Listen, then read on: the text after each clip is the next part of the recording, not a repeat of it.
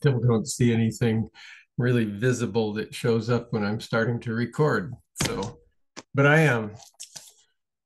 All right, and I've got the chat screen showing, so if you ask a question, I can see it, or you can unmute yourself to do that.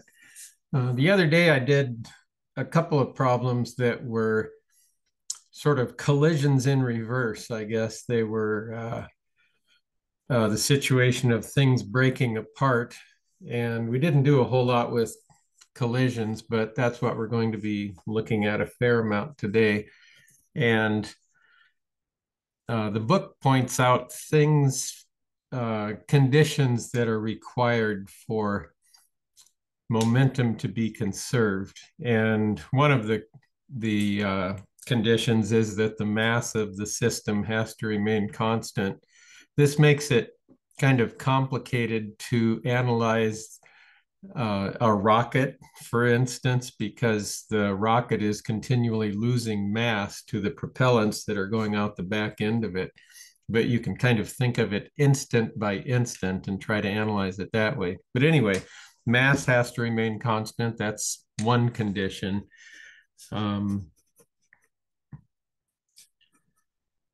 For conservation of momentum.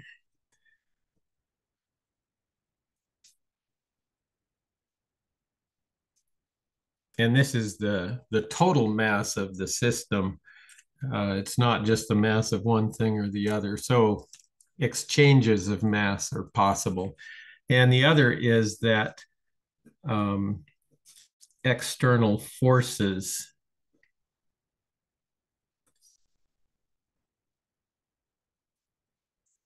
cannot act. And I usually put a qualifier on the description of a conservation of momentum problem and say that before external forces get a chance to work on the system, the momentum will remain constant. Because if you have a collision between two cars where they stick together, the friction between the tires and the road is quickly going to start acting on that and slowing the things down. But immediately after the collision, before they've moved a significant distance, like say they skid 40 feet, well, in the first couple of inches of that motion, gravity or friction won't have a chance to do much work on the system. And so if you look at that, just the instant after the collision, when they're first stuck together, you can see momentum pretty well conserved. And so, and then a lot of the things we're going to look at for examples are collisions between elementary particles, and the electric forces that are acting between the particles are so much larger than the gravitational force that we can ignore gravity. And you don't really think about friction when you're dealing with elementary particles. So anyway, those are some conditions that have to be met. And we're also going to look at some situations where kinetic energy may be conserved in a collision. And if that's the case, we call it an elastic collision. And that'll be the case with a lot of elementary particle collisions, but it's sort of interesting to compare some of those. Anyway, some example problems that I've got today. We'll start off with something that's fairly simple. We've got blocks in the figure sliding without friction. So the external forces we have would be the weight of these things and the normal force acting on each of them. But if there's no friction, there won't be any energy stolen from the system, and we can talk about conservation momentum.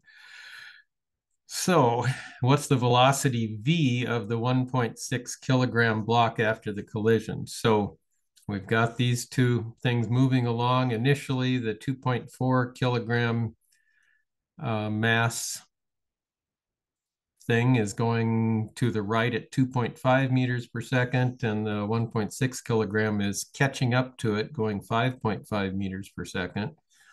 And afterwards, The 2.4 kilogram mass is going at 4.9 meters per second. So it picked up some momentum, or picked up some velocity anyway.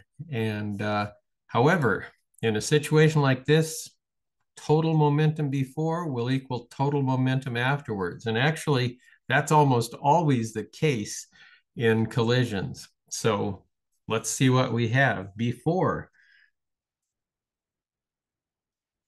we will have the mass of this times that. So this will be P total that we have before, and this would be initial. And by the way, P total initial will equal P total final, but in this case, it'll equal 1.6 kilograms times 5.5 meters per second. Oh, I just made a choice here. I'm going to let positive be to the right in this case. So if something's moving to the right, it's got positive momentum. All right. Then we also have this thing moving. So 2.4 kilograms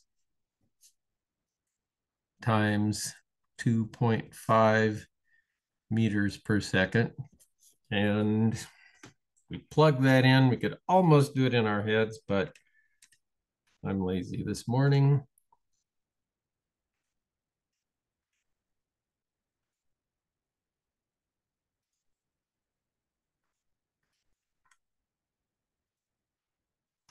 Okay, I get 14.8 kilogram meters per second for the momentum here before the two things have collided. Now, somewhere in between this picture and this one must have run into the one in front, and so they had a little bit of a collision. But after the collision, the total momentum will still equal 14.8 kilogram meters per second. Collision is conserved in every collision, at least if external forces can be ignored or if they don't steal energy from the system, or before they can get a chance to do anything. So we can say that.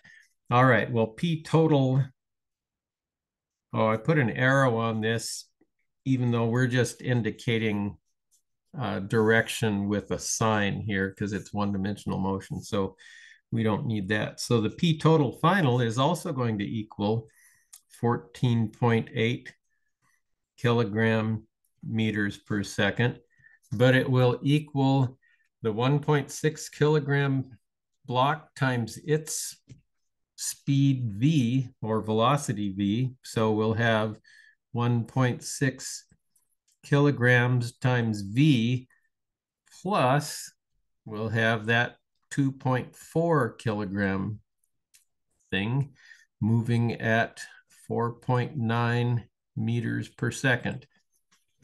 Now, I'm just curious how big this happens to be. 2.4 times 4.9. Okay, this turns out to be 11.8 kilogram meters per second. I was curious to see if it was more than 14.8, because if it was, that would mean this thing had to recoil in that collision. But in this case, that won't be the case. So anyway, I can say that if I do a little bit of algebra here, 14.8 kilogram meters per second minus this 11.8 kilogram meters per second. Whoops, don't need a parenthesis, will equal 1.6 kilograms times V. So that looks like 3.0 to me. So V will equal 3.0 kilogram meters per second divided by the 1.6 kilograms.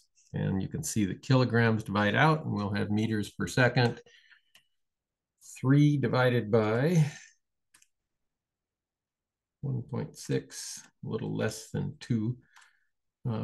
It's going to be about roughly 1.9 meters per second. So after the collision, this 1.6 kilogram mass has been slowed down by quite a bit, dropping from 5.5 meters per second to 1.9 meters per second. So there we have that. Now, I think the second part of this, I'm going to grab a piece of scratch paper to set under here so I can finish a calculation on that.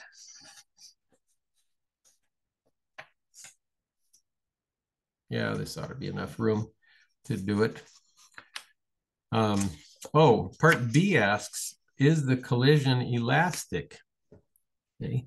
Well, to know if a collision is elastic or not, we would have to look at the kinetic energy before and the kinetic energy afterwards. So B, elastic.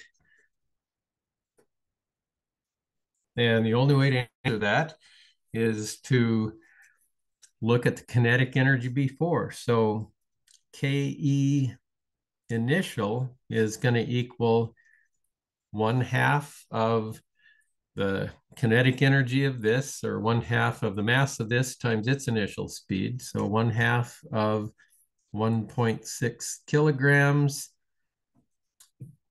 times 5.5 meters per second squared plus the kinetic energy of this thing. 2.4 kilograms times 2.5 meters per second squared. Now, there's no direction to kinetic energy. It's a scalar. So this will just be a plain old number with units. But we'll have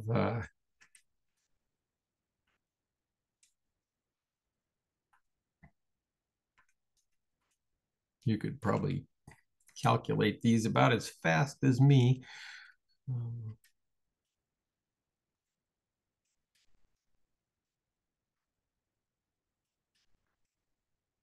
Oops, that's supposed to be 2.4. No, it's 2.4 kilograms, 2.5 meters per second. I had it right.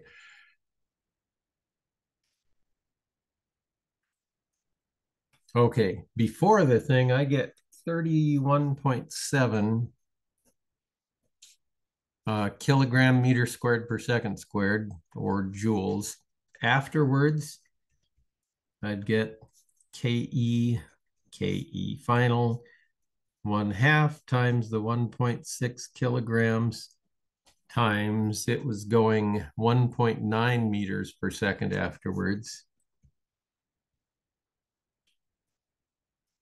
plus the more massive one is going 1/2 times 2.4 kilograms times, it's going 4.9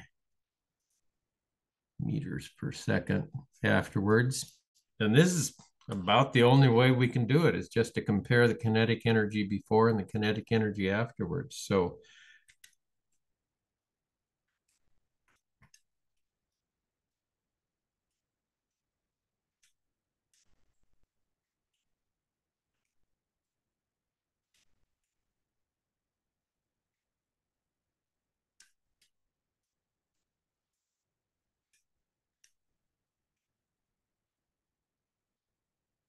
and hopefully I plugged everything in correctly. Actually, I get 31.7 joules afterwards as well. So this is a remarkable sort of collision, because pretty much any collision that takes place in the real world is going to lose some energy. In particular, any collision you can hear is going to lose some energy because it takes energy to make sound. And so it would be inelastic. A way that you could do this is, I'll try to remember to demonstrate this next week in class, but I've got some carts that have opposing magnets in them, and they slide along a track pretty much frictionless. And if I have the opposing magnets getting close to each other, like one's at rest and the other one comes up, they'll have a collision without actually coming in contact. And you can't hear it, but you'll see one of them take off and the other one bounce back or something like that. And those are pretty close to an elastic collision. But in this case, we have an elastic collision, probably because the numbers were made up so that it would be elastic. So that's what we have. Okay, part C says, suppose the initial velocity of the 2.4 kilogram block is the reverse of what is shown here. So instead of the 2.4 kilogram block going that way, it's coming in this way. Can the velocity of the 1.6 kilogram block after the collision be in the direction shown? Well, let's find out.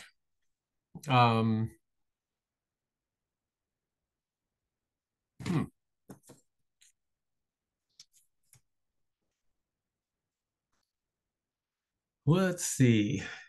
In that case, I'd have the P total initial is going to equal the 1.6 kilogram block is still going in that direction. And notice the momentum doesn't have a 1/2 in front of it.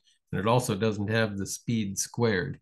It's just mass times velocity. But I'd have 1.6 kilograms times 5.5 meters per second still. But in this case, it's going to be minus 2.4 kilograms times 2.5 meters per second. And so that'll be the initial momentum. And well, let's just see what it comes out as.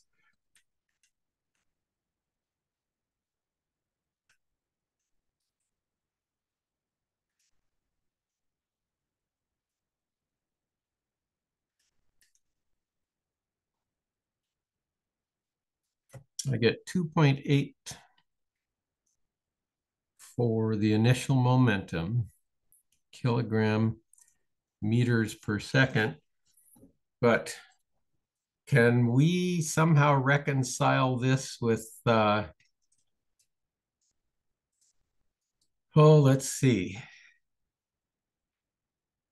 Actually, the way this is worded, I don't know what that mass is going to be doing after the collision, but we might be able to do something. Yeah, I hadn't read this problem through very carefully. If the collision is still elastic, we can do some analysis with this. And I think I'm going to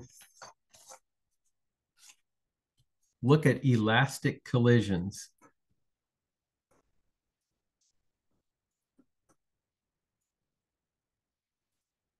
And I'm going to write them in a different way. I'll do it M1 V1 initial plus M2 V2 initial. And these will be the initial momenta of the two objects.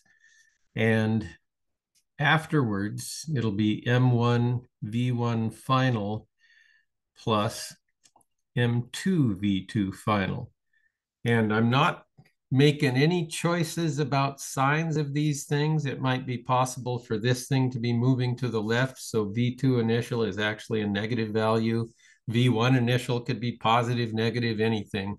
This is just saying that. And if we assume that positive is to the right, then the values could have V2 initial could be negative, V1 final could be negative, all sorts of different things. But those would be showing up in what we actually get for this thing. But that would be, this is going to be true for any collision.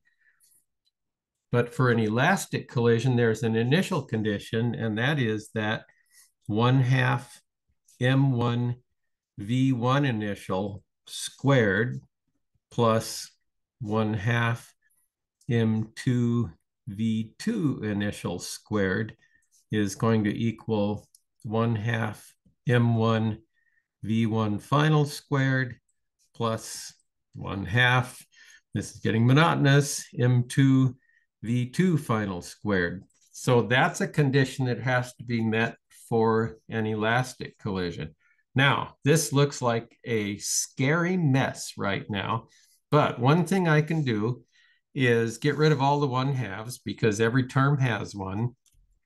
And I'm also going to bring the M1 terms to one side and have the M2 terms on the other side. And if I do that, I'll get M1 V1 initial squared minus M1 V1 final squared is going to equal, now be careful when you do this, this starts off on the left side as positive, so it'll be M2 V final squared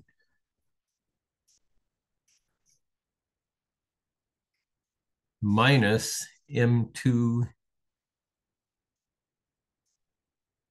V2 initial squared. So on this side, it's initial squared minus final squared. On this side, it's final squared minus initial squared. So be careful about that. And you could think of that as meaning the change in momentum of this, or change in kinetic energy of this one, will be opposite the change in the kinetic energy of that one. That way, the total kinetic energy will remain the same. Okay, well, what can we do with this? Something I can do with this is factor out the M1 on this side. M1 times V2 initial squared minus V1. I can't read my own writing. That's a 1. V1 initial squared minus V1 final squared is going to equal M2 times V2 final squared minus V2 initial squared. Okay, well, whoopee. But let's do something similar with this top equation, the momentum equation. So far, this has all just been playing with the kinetic energy equation. So if I do something similar, if I bring this term over here and factor out the M1, I will have M1 times V1 initial minus V1 final will equal, if I bring this term over here and factor out the M2, this one's on the other side now, I'll have M2 times V2 final minus V2 initial. So there's something that I have. And I'm going to divide the top equation by the bottom equation. Since these two things are equal, I'll divide this version of it on the left side and this version of it on the right side. And something that happens here is the masses divide out. So I've got that. And, well, maybe you remember algebra. V1 initial squared minus V1 final squared is equal to, that's the difference of two squares. It's going to be V1 initial plus V1 final times V1 initial minus V1 final. And that's what I'll have on the left side. And I'm going to be dividing by V1 final minus, whoops, that's supposed to be V1 initial there, minus V1 final.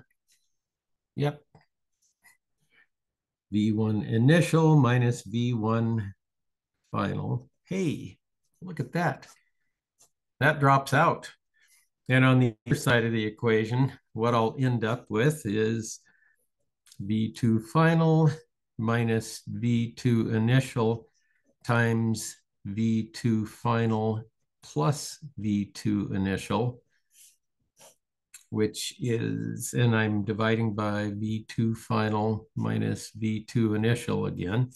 And those two divide out. And so what I get is up here, V1 initial plus V1 final is equal to V2 final plus V2 initial. Okay, well, what in the world does that mean? I can rearrange these things again. And what I'll get is V1 initial minus V2 initial will equal V2 final minus V1, V2, let's see, V2 final minus V1 final. That's what it is. Okay, if I take the absolute values of these things, this will equal the speed at which they approach each other.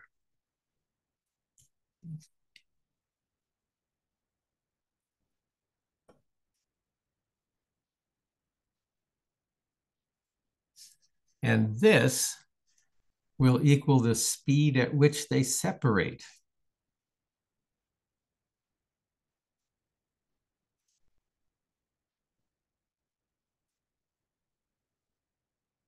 And you can imagine all sorts of different scenarios, but one we could imagine is that we had a situation like what we have here.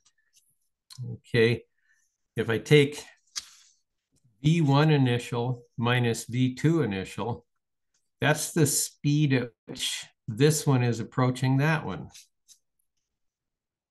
And this one would be gaining on it by 3.0 meters per second. That's the speed of approach. The V2 final minus V1 final, V2 final minus V1 final, that's how much faster this one is going than that one. That's the speed at which they're going to be separating after the collision. And so that's what these two things happen to be. And if the speed of approach is equal to the speed of separation, then it's an elastic collision. And in an elastic collision, those two things will be equal. But if it's not an elastic collision, I couldn't have done anything with trying to equate the kinetic energies, so I couldn't have gotten to this equation. So that's something that happens in this case. Now, if we reverse the initial direction of that 2.4 kilogram mass, actually, do we have enough information? We actually have two unknowns in the last part of this thing. And if we can't assume that they're that it's an elastic collision, there's no way that we can actually figure out the what's going on in that case. But we might be able to somehow do something with that. Can the velocity of it be positive if that thing is reversed in direction? And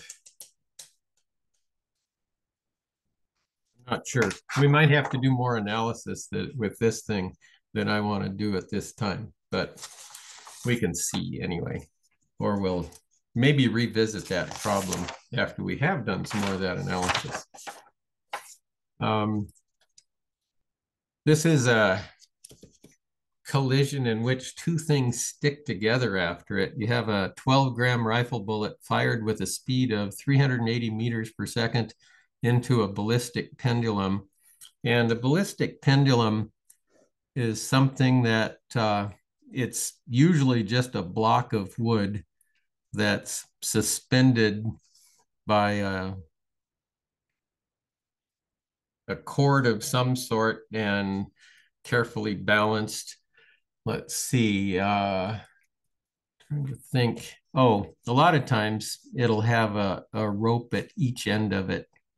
And so it stays kind of stable. And what happens is it'll swing up so that at later times, it's still going to be parallel with the ground. So it does something like that. Now,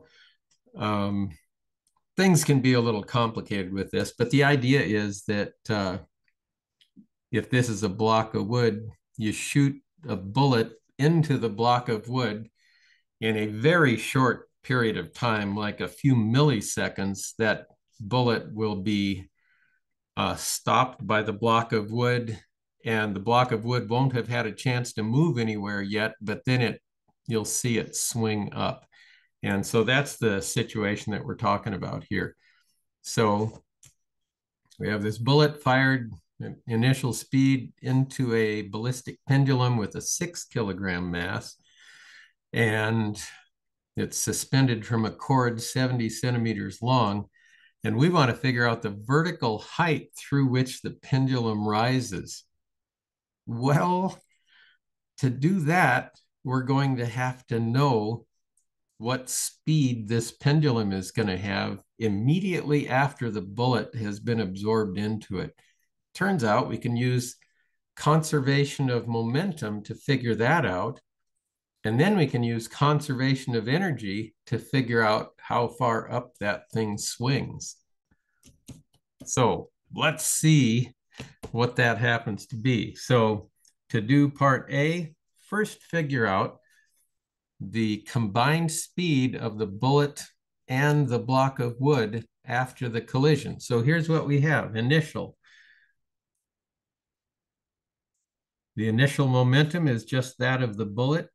It's going to be the mass of the, let's see, I'm going to write out BUL for the bullet because we've also got a block. And if I use a B to stand for the block, we'll get confused. Anyway, we'll have the velocity of the bullet initial, and that's it for the initial momentum.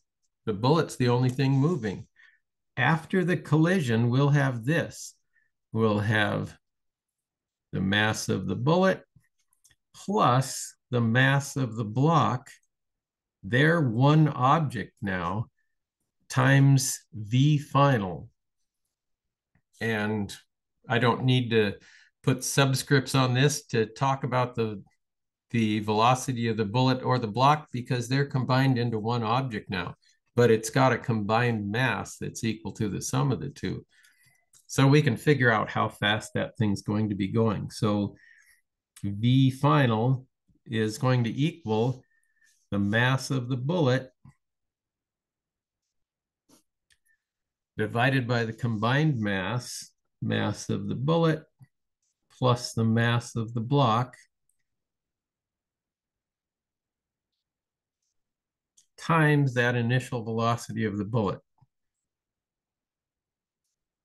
And so it's not going to be much, but mass of the bullet is 12 grams. That's 12.0 times 10 to the minus third kilograms.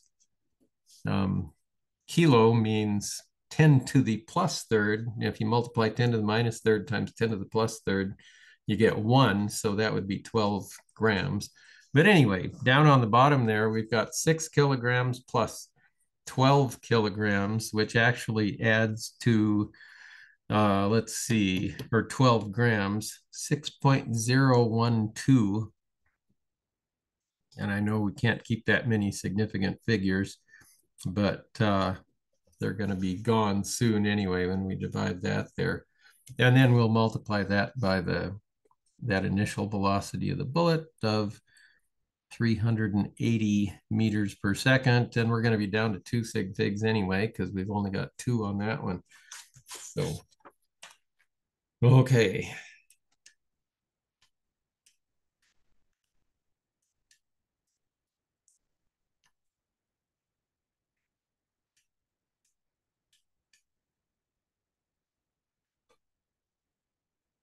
Yeah, it's only going to be going 2/1000ths of the initial speed.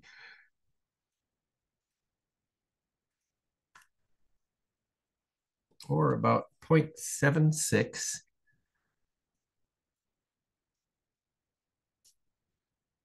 meters per second.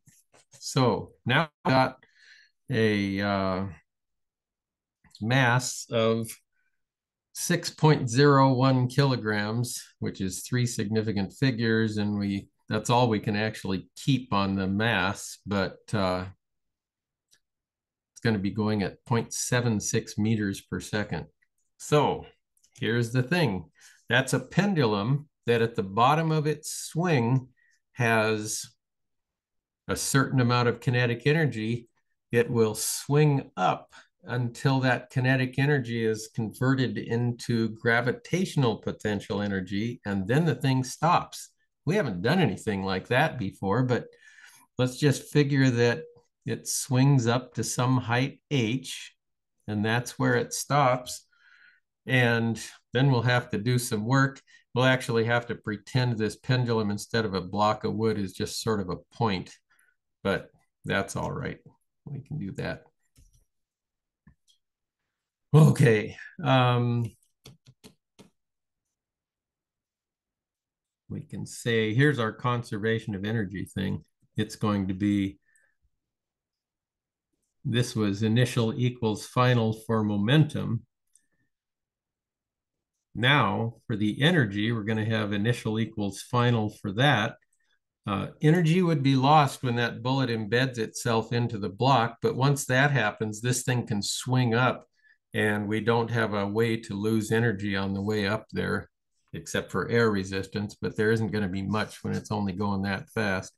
So we'd have 1/2 the mass of the bullet plus the mass of the block times that V final squared.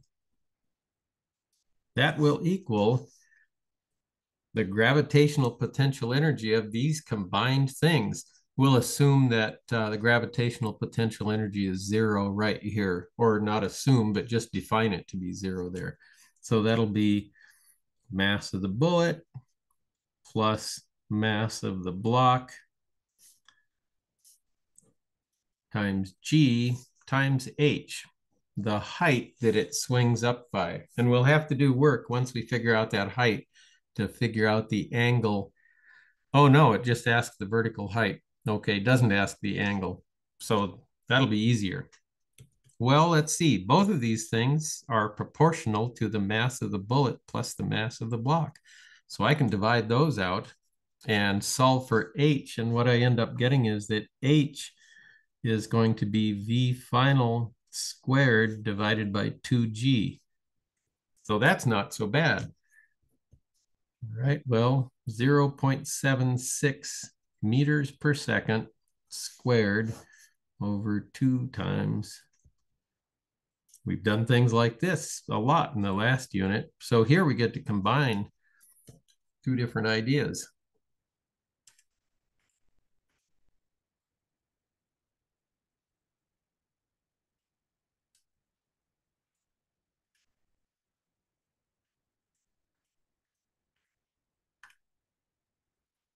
And I get about, I can keep 2 significant figures.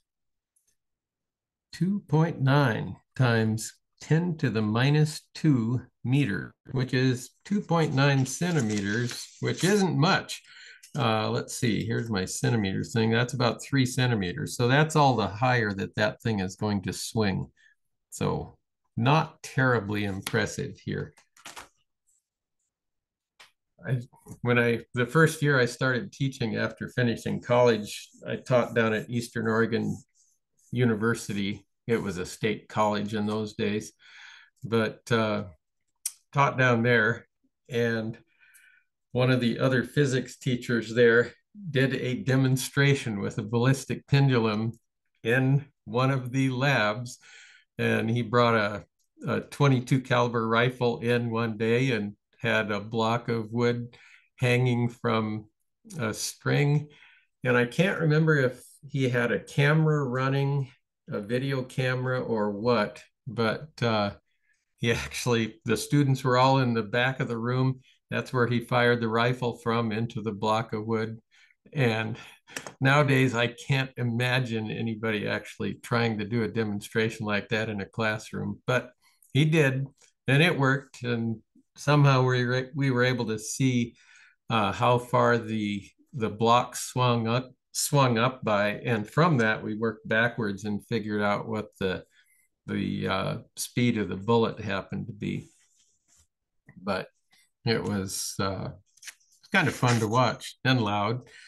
Told everybody, okay, put your fingers in your ears, because even a 22 caliber going off inside a classroom is quite loud. All right. Well, it asks the initial kinetic energy of the bullet and the kinetic energy of the bullet and pendulum immediately after the bullet becomes embedded. Well, for the bullet, the KE for the BUL is just going to be 1/2 of that 12 grams, which is 12.0 times 10 to the minus third kilograms. And then that initial speed, 380 meters per second, which we square. So actually, we haven't calculated the kinetic energy of a bullet yet.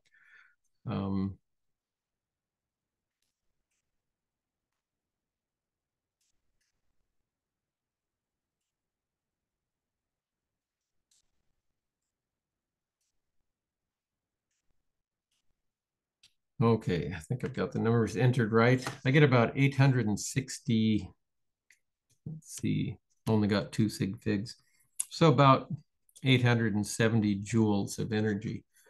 Afterwards, now I would expect that we would lose a lot of kinetic energy in this thing. It's going to steal energy from the system for that ball to be burrowing into this block of wood here. And it's going to make some noise as it's doing that too. So this would be the kinetic energy of the bullet plus the block. And that'll be 1/2 of the 6.01 kilograms. That's as many sig figs as we can keep. Times, where'd the speed of that thing? 0.76 meters per second squared, which is not particularly impressive. In fact, this squared is going to be, that's 3/4, it's going to be 9/16, just a smidgen over 1/2. And so we'll end up with somewhere in the neighborhood of 1.5 joules of energy. So we lose some, like nearly all of it.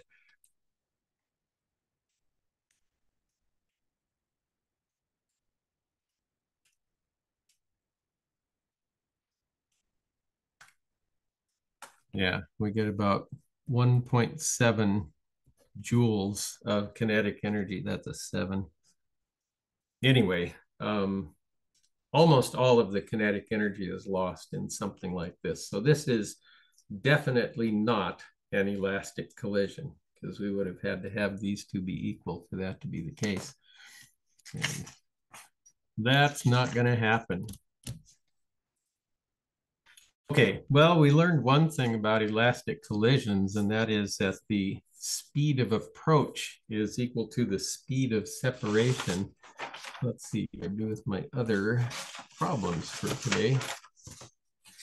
There they are.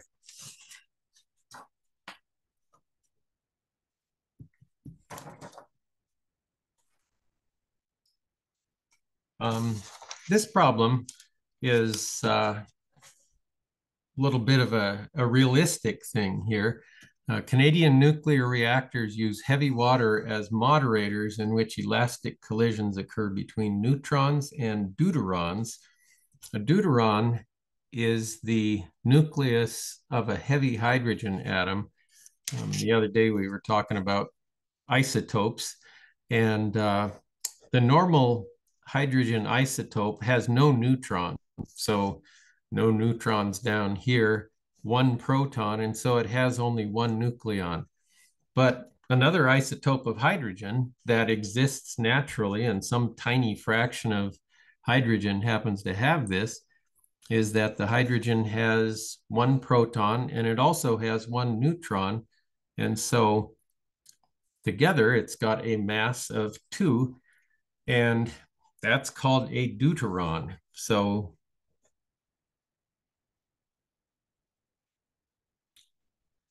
and if you add electrons to this thing, it's still a hydrogen atom, behaves like a hydrogen atom chemically, but it's referred to as deuterium. And people were interested to see if there's a difference in the light spectrum of hydrogen versus deuterium. And there's just a barely tiny difference between them, and not enough so you could ever detect it with the eye for sure. But if you take two heavy hydrogen atoms or two deuterium atoms and combine them together with an oxygen nucleus, you would have, it's sometimes written as D2O instead of H2O. That's what heavy water happens to be, or the stuff that we call heavy water. And it's about, heavy water is about 10% more massive than regular water. I was at a talk one time at Eastern, actually, and somebody came to the talk from a neutrino observatory in Sudbury, Ontario, the Sudbury Neutrino Observatory, SNO for short. And she brought a liter flask of heavy water, and then she had a liter flask of regular water. And the difference in mass was 10% more in the heavy water. And you could tell if you happened to pick that stuff up that it was more heavier, 10% heavier. But that's what it happens to be. And the reason that they want to have a moderator in there is that one of the things that happens in nuclear fission, and that's the splitting apart of a large nuclei, is that neutrons come out of that splitting, and those neutrons have they move fast. They've got a lot of kinetic energy. So you want to slow those things down so that they are going at reasonable speeds. And you can do that if they have a collision with something that's comparable to their own mass. And actually, because of that, I want to come back to this thing and show you something that happens in collisions.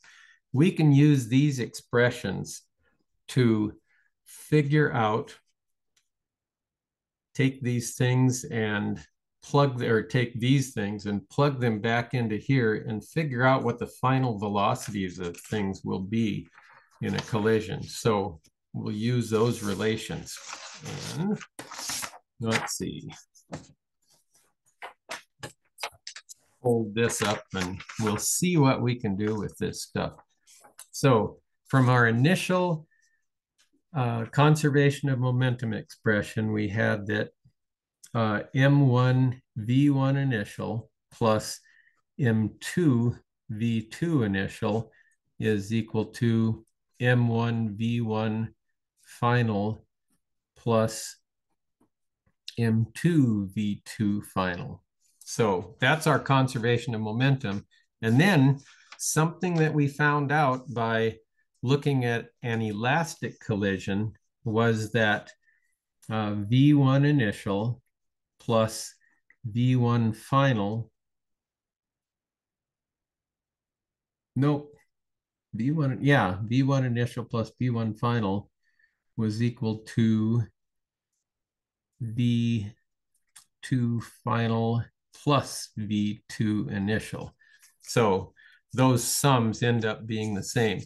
Well, let's see. We've got two equations here. Let's see if we can solve for, say, V1 final, which is that number there, in terms of all the other things that we happen to have. And so maybe we can do that. Well, what if we solve this thing for V2 final and replace it with what we get, and then we won't have V2 final in here anymore, and we might be able to get something reasonable. So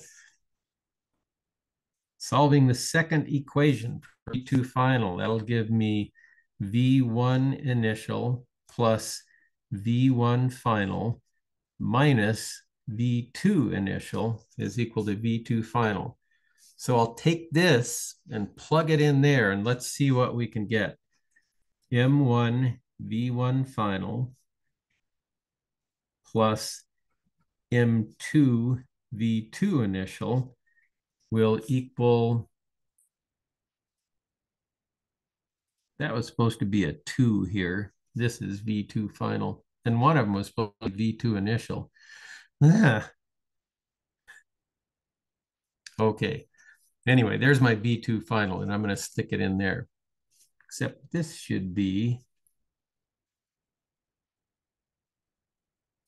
okay, initial, fine. Oh man, I'm looking at two different equations and solving them incorrectly or changing them in my head. Um,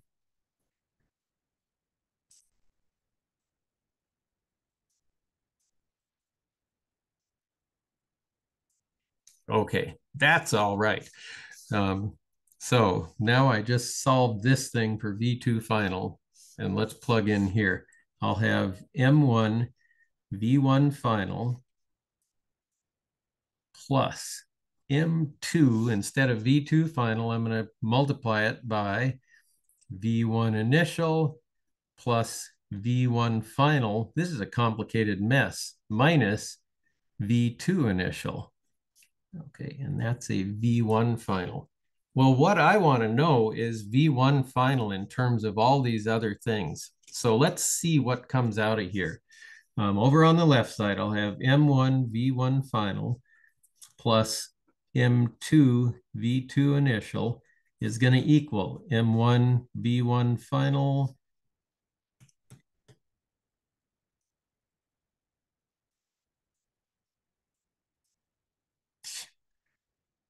this one is this is supposed to be V1 initial over here. Did anybody catch that or not?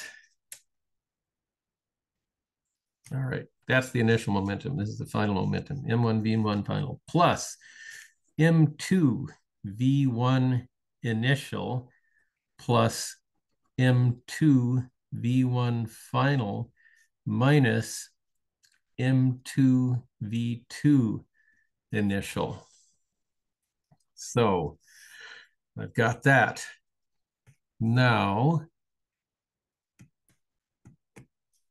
I want to isolate these terms and get everything else over on the left side. So I would have M1 V1 initial plus M2 V2 initial minus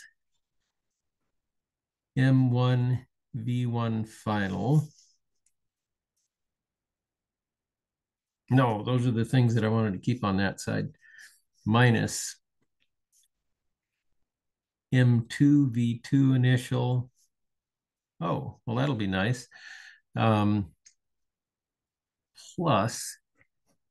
M2 V2 initial. Wait a second. Oh, that's V1 initial on this one. Okay. All right. M1 V1 final plus M2 V1 final is what I've got on that side. I write on that piece of paper. No.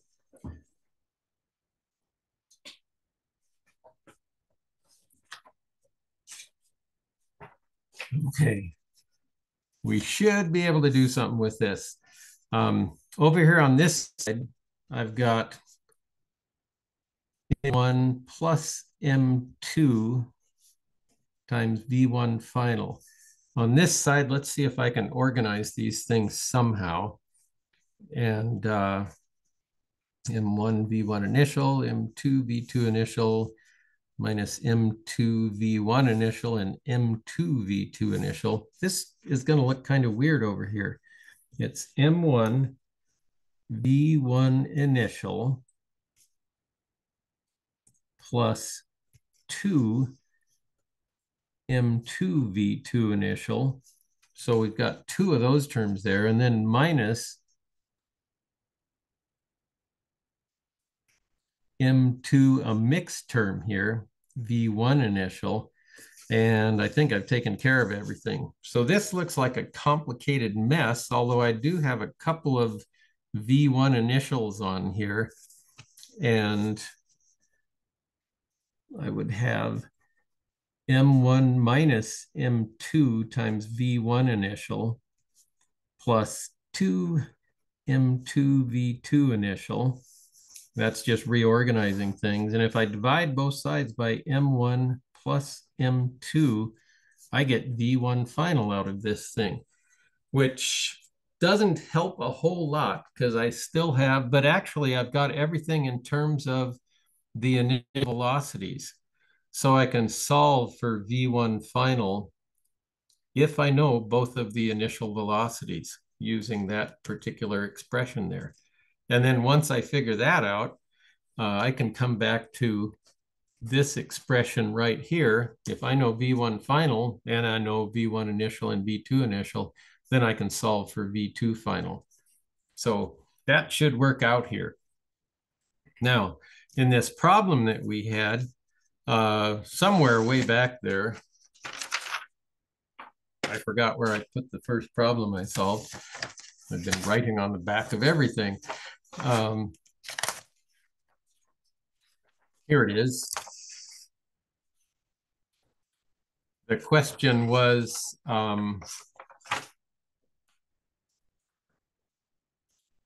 if we reverse the initial velocity of the 2.4 kilogram block, can the velocity of V be in the direction shown? Can it keep going in that direction? Well, let's find out. I've got M1 minus M2 here. I'll actually have to subtract this, but that'll be 1.6 kilograms minus 2.4 kilograms.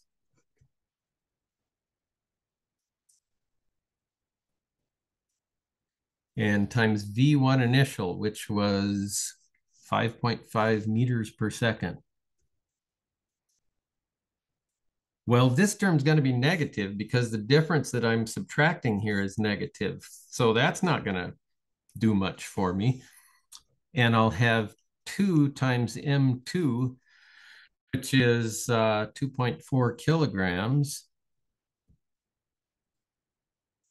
But its initial velocity is reversed. So it's going to be going at minus 2.5 meters per second there. And then on the bottom, I'm just going to have the sum of the masses, 1.6 plus 2.4, which is 4.0 grams. And so this term is negative because of the minus, let's see, 1.4 minus 2.4, that's minus 1.2. And this term is negative because this initial velocity is negative. And so the whole numerator is negative. The denominator is positive because it's just the sum of the masses. And so V1 final cannot be in that direction. In fact, we could calculate it if it's an elastic collision, but it's going to bounce back. And so the more massive thing wins and the little one just bounces off it in the opposite direction. So we answered that question at least. Now, let's look at this heavy water reaction. Heavy water is moderators in which they occur between neutrons and deuterons of mass 2.0 U. What's the speed of a neutron expressed as a fraction of its original speed after a head-on elastic collision with a deuteron, which is initially at rest? So the deuteron has a mass of 2.0 U. That's a symbol for an atomic mass unit. We've only got 2 significant figures on here. It turns out to 2 significant figures, the mass of a neutron is 1.0 U. So this collision is going to be between a neutron coming in here at some initial speed, and it's hitting this deuteron here. And the mass of this is 1.0 U. The mass of this is 2.0 U. So it's bouncing off something more massive, and we're wondering what its recoil speed will be. And I think we're about out of time for today, but I want to come back to this problem tomorrow, and we'll look at how that thing happens to come about. But we're looking at quite a few different collisions here anyway. There are different types of collisions, and we'll organize all of the results of these collisions into one thing. In fact, I'm wondering Got my formula sheet here. We've got some momentum relations, but we don't have anything about particular types of collisions on this sheet. So I'm going to have to add to our formula sheet. The only momentum relations we have is that the sum of the forces is dp dt. That's the momentum version of Newton's second law. Just the definition of momentum and then the definition of impulse here. So, and then a bit of stuff about center of mass that we'll look at later. But anyway, we'll have to come back to this tomorrow to finish this off. It's kind of an interesting problem. And then neutron decay, something we learned a little bit about in the film on neutrinos. So we'll go on to that tomorrow and see how this works out. So I'm going to stop the recording here and end the meeting.